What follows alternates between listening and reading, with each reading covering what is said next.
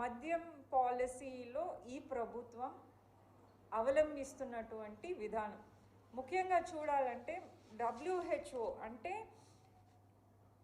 World health organisation, అంటే నేను ఇక్కడ ఒక మేయర్గా కాకుండా ఒక డాక్టర్గా కూడా చెప్తున్నాను, WHO ఏదైనా ఒక గైడ్లైన్స్ ఇస్తే ఖచ్చితంగా ఆరోగ్య సంస్థలు, ఆరోగ్య వ్యవస్థ దేశంలోనే కాకుండా ప్రపంచం అంతటా కూడా దాన్ని పాటిస్తారు.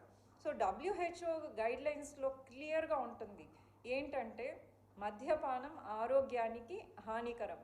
అంటే ఎక్కడా కూడా సురక్షితమైన మద్యం, నాణ్యమైన మద్యం అని ఎక్కడా ఉండదు.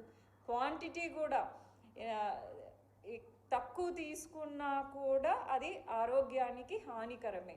సో అటువంటి WHO కొన్ని గైడ్లైన్స్ ఇచ్చింది. ఈ మద్యం అమ్మకాలని కంట్రోల్లో ప్రభుత్వాలు ఎలా తీసుకురావాలి అంటే మద్యం ఉత్పత్తులని పరిమితం చేయాలి, అట్లాగే మద్యపానంపై పన్నులు విధించాలి.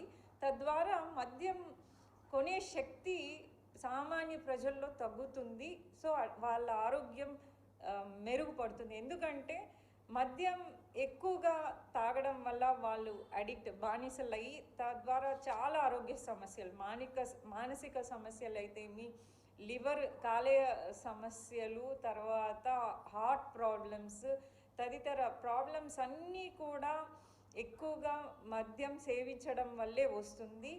కాబట్టి వీటి ధరలు పెంచితే ఖచ్చితంగా వాటిని కంట్రోల్ చేయొచ్చు అనేది WHO, అంటే వాటి మీద ట్యాక్సెస్ ఎక్కువ వేయడం.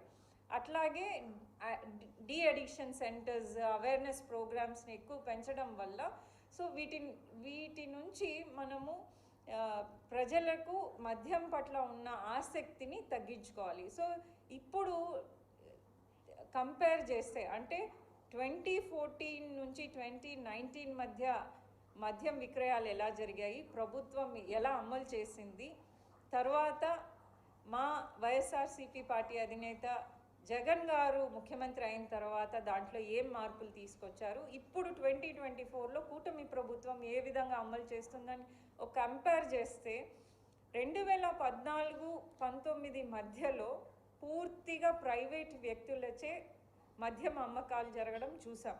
అట్లాగే ఒకరోజు క్యాబినెట్ ఆమోదం లేకుండా అత్యవసరంగా ఈ ప్రివిలేజ్ ఫీజుని రద్దు చేశారు. అంటే దాదాపుగా 4 సంవత్సరాల్లో 5,000 కోట్లు ప్రభుత్వం ఆదాయం కోల్పోయింది. సో ప్రభుత్వం ఆదాయం కోల్పోతా ఉందంటే ఆ డబ్బు ప్రైవేట్ వ్యక్తులకే అందింది అనేది పరోక్షంగా అందరికీ మనం అర్థం చేసుకోగలుగుతాం. అంటే ఎవరు బెనిఫిట్ పొందుంటారు అనేది మనందరికీ తెలుసు. అంటే ప్రైవేట్ వ్యక్తులు, అప్పట్లో అధికారంలో ఉన్నటువంటి నాయకులు కావచ్చు, మంత్రులు కావచ్చు, వాళ్ళకి లబ్ధి కూరిందనేది దీన్ని బట్టి స్పష్టంగా మనకు అర్థమవుతుంది.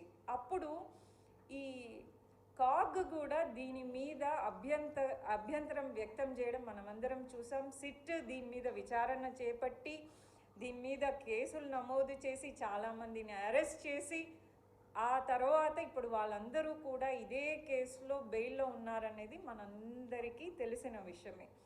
2014 నుంచి 2019 వరకు దాదాపుగా 4,300 పైనగా పర్మిట్ రూమ్లకు అనుమతి ఇవ్వడం జరిగింది. అలాగే బెల్ట్ షాపులు కూడా ఆ టైంలో వేలల్లో బెల్ట్ షాపులు కూడా అనుమతి తీసుకొని మనం చూసాం మద్యం విక్రయాలు ఏ విధంగా జరిగాయో. అదే జగనన్న గారు ప్రభుత్వం ఏర్పడ్డాక వెంటనే ఈ బెల్ట్ షాపులను రద్దు చేశారు, పర్మిట్ రూమ్ని రద్దు చేశారు, మద్యం అమ్మకాన్ని ప్రైవేట్ వ్యక్తుల నుంచి రాష్ట్ర ప్రభుత్వమే నడపాలనేది తీసుకొచ్చారు. అలాగే టైమింగ్స్ని కూడా స్ట్రిక్ట్గా అమల్లోకి తీసుకొచ్చారు. దాదాపుగా 10 to 10 PM వరకు ఈ ఏదైతే ఎక్సైజ్ పాలసీ ప్రకారం ఉంటుందో, నేషనల్ ఎక్సైజ్ పాలసీ ప్రకారం అదే టైమింగ్స్ని మెయింటైన్ చేశారు. అట్లాగే పర్మిట్ రూమ్స్కి ఎక్కడా పర్మిషన్ ఇవ్వలేదు. దీనివల్ల ఏంటి అంటే ప్రభుత్వమే డైరెక్ట్గా అమ్మకాలు చేయబట్టడం వల్ల ఎక్కడా కూడా వీటిలో కమిషన్స్ కానీ, ప్రైవేట్ వ్యక్తులకు కానీ, నాయకులకు కానీ లబ్ధి చేకూరే విధంగా ఎటువంటి నిర్ణయాలు తీసుకోకపోవడం, అట్లాగే ప్రజల్లో మద్యం పట్ల ఆసక్తిని తగ్గించే విధంగా ప్రతి ప్రయత్నం, అంటే జగన్ గారు WHO ఏదైతే పాలసీ ఏదైతే నిర్దేశాలు చేశారో దాన్ని అమలు అయ్యేటట్టుగానే ప్రయత్నం చేశారు, కృషి చేశారనేది సుస్పష్టంగా మనకు అర్థమవుతుంది.